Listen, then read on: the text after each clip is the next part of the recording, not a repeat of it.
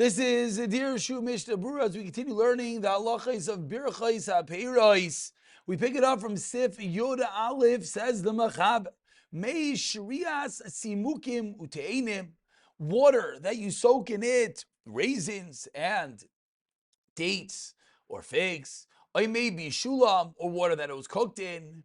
Mavarich aleim shahakol and hiyeh b'dvaroi. You make a shahakol on such waters. And the yoytze gam laharash, and you also yoytze according to the rush. Avol bebracha shalachreyem, you have an issue. Yesh l'sabek mavar bar nefashes. Mavar barachach bein shalish karash.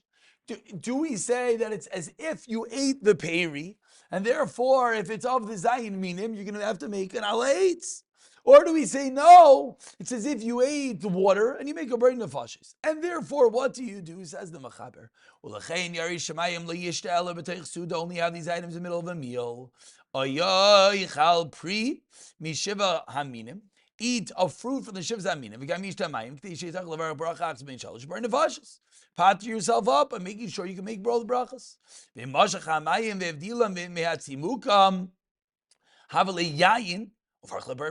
The raisins, the grapes, could turn into a Hagafen. Then you have to have enough of the grapes, the raisins, that the inner juices of them will come out when you squash them. Then you would not make such a bracha. So it says the Mishnah Berurah over here, Sefkatan and Daled, you make a shahakal. Mayri. You soak them in water by themselves. But says Mishnah Berurah, but of course, if you eat the peiros themselves, you also drink water. That's not a question. Because then the water is a tuffle to the pri. Really, all you're doing is you're having the pri. You have to have some liquid with it, and therefore the ha'itz on the pri will be that which will pater it up. And if your main kavana is for the water, you made a eat on a peri, and now you want to drink. Now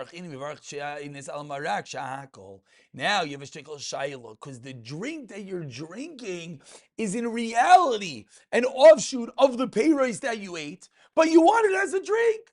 So do we say that your original ha'etz will cover it? Or do we say, no, now you want to drink, so you have to make a new shackle? Till Larash Kvaryote Berach's Braids, Valkani Varach Al Dover Acher, Tchil Shackle, make a bracha telling us. Larash, if gotten on Hey, Koy, Elsef, Akoidim, Devi, Plukta Bazet, Vika, Mardla, Maisa, Poshta, and I think Deri, Shine, Lavarich, Shahakal, Dietz, Vizak, Gam, Das, Rush, make a shackle, and you also according to the Rush. Tabalavach, Yalko, Dvarma, Mashakal, Yatsa, because we know you always can make a shackle. Now let's just remind ourselves, it doesn't mean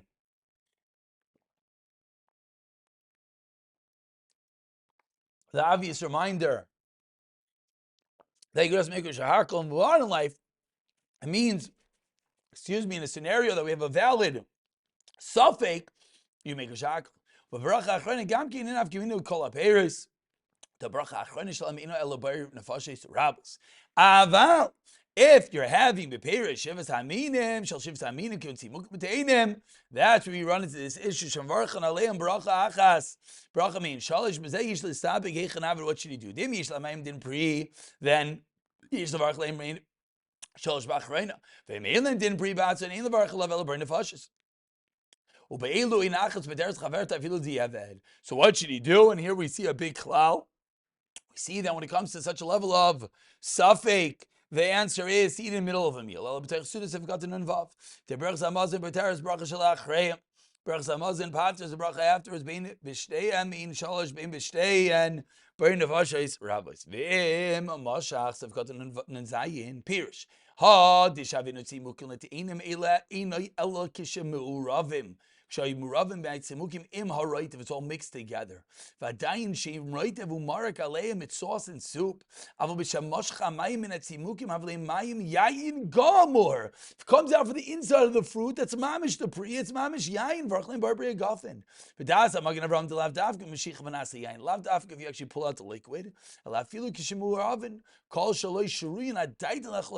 long as you didn't soak it on the condition to eat the fruit, but rather to pull out the liquid.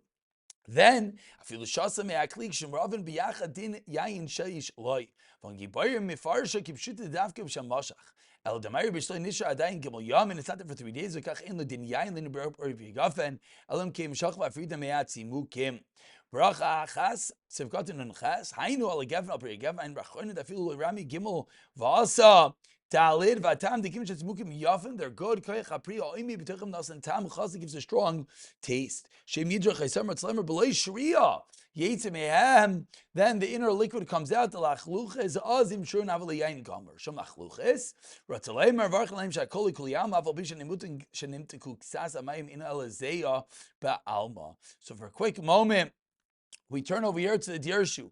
And the Dirshu says, Dirshu note number 67, only came with regarding to Kiddush, we'll see in Reish Ayin Beis, unless it's there for 3 days, it's not going to help. So we're seeing over here that we have a unique dinim in the world of Hagafen, that it could be that it's Hagafen, but it's almost not a real Hagafen, unless it literally sits there for multiple days. What about crushing up grapes? Says Rav Elyashiv, it's not considered Yayin until you get rid of all the flesh.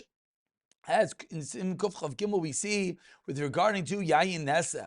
And therefore, those who prepare grape juice in their house by crushing up grapes in a blender, Yizaru, you have to be careful to filter out the fruit, says Rav Elyashiv. You can't make a Hagafen if it's a whole mixture of the liquid with the fruit.